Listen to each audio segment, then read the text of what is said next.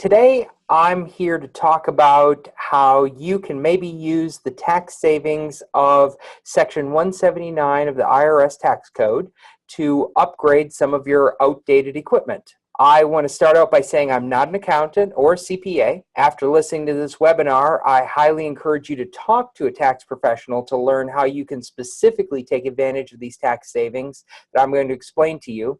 However, as you'll see, you don't have to be an expert to understand the basics of Section 179 and how it can apply to any business.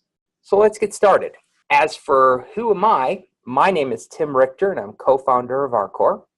My background includes IT and network management for work for places like Lockheed Martin, the U.S. Environmental Protection Agency, Duke University Health Systems, and GlaxoSmithKline. I started my business 20 years ago because I saw that small to medium-sized businesses needed the same level of support that larger Fortune 100 companies had, and plain and simple, it was woefully lacking. It has become my passion to deliver the same expert service to this market. And this webinar is how I can continue with that passion by helping you, the business professionals here today in the Raleigh, Durham, Chapel Hill, Greensboro areas, and to understand more how you can save money while keeping your tech equipment up to date. Now, on to what we're here to talk about today. Section 179 is a tax code created to help businesses by allowing businesses to deduct the full amount of a purchase price up to certain limits. It's a fantastic incentive for businesses to purchase, finance, or lease equipment in the year. It is valid for most types of equipment. There is little sense in allowing a deduction on only obscure equipment, so Section 179 is aimed at general business equipment as well as off-the-shelf software. If you use it in your business, it probably qualifies. The tax savings can greatly help your bottom line. By deducting the full cost, you lower the amount you pay for taxes on the equipment and or software substantially. And these benefits can further expand if you choose to lease or finance the equipment or software. However, while it's simple to use, where all you need is to buy or lease the equipment, and your tax professional uses Form 4562, it is something that you need to do by December 31st, and you either use it or lose it. So let's delve a little bit deeper into the what and how. So let's talk about depreciation itself. Depreciation, according to Webster's Dictionary, is the process you as a business use where you can deduct from taxable income a portion of the original cost of your business asset over several years as the value of the asset decreases. Usually it's over a 5 or 6 year period of time. So you don't get to deduct the full amount. If you purchase a piece of equipment for $10,000, you can't take $10,000. You take 20% the first year, $2,000 deduction. So you're paying your tax 35% tax rate or your business tax rate on the $8,000 that's left over, and then you can depreciate a portion the next year and the portion the next year and so forth. Section 179 helps with that, and we'll get more into that in just a little bit, but I want to discuss what types of things you can actually buy. Like I said, it's most business equipment, but let's take a look at some of it. You can deduct computer servers, networking equipment like switches, a new phone system, firewalls, computers, your wireless internet, copiers, laptops, printers, and like I said, actual off-the-shelf software. Now, I was going to bring this up a little bit later, but I'll bring it up right now. When I keep saying off-the-shelf, what I mean is purchasable software that you are not having it written for you.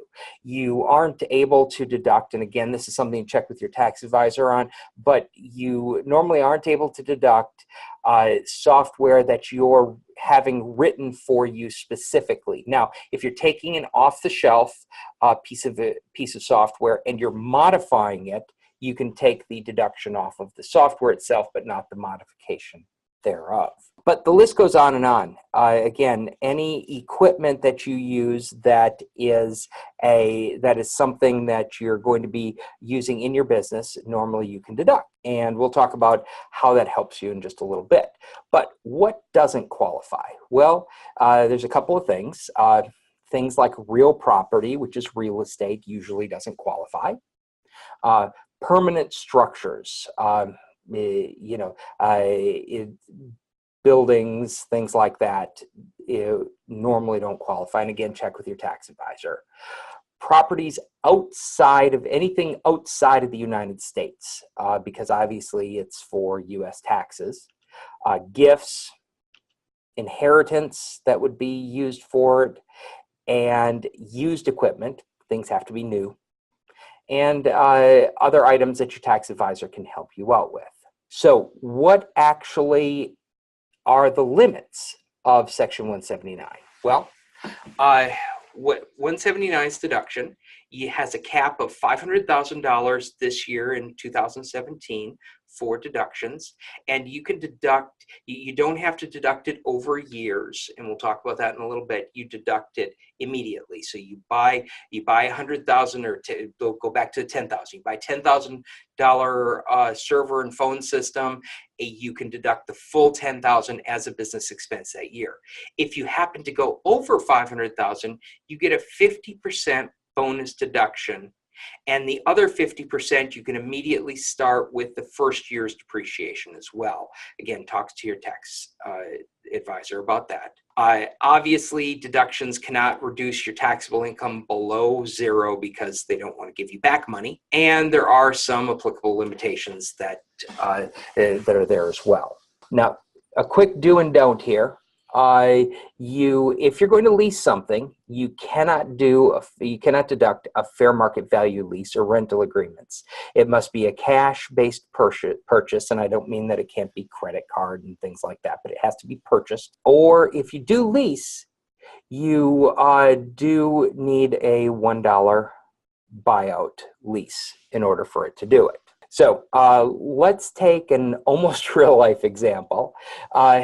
Normal depreciation, if you go and you have $100,000 of revenue, and I'm making this real simple numbers here, and you buy $100,000 worth of equipment, you can deduct 20% the first year. So your normal depreciation would be $20,000. Therefore, you'd have $80,000 worth of taxable income. Now, I realize that I'm just using very simple numbers here, but if we go and we use the example of a 179 depreciation, you have $100,000 worth of gross revenue.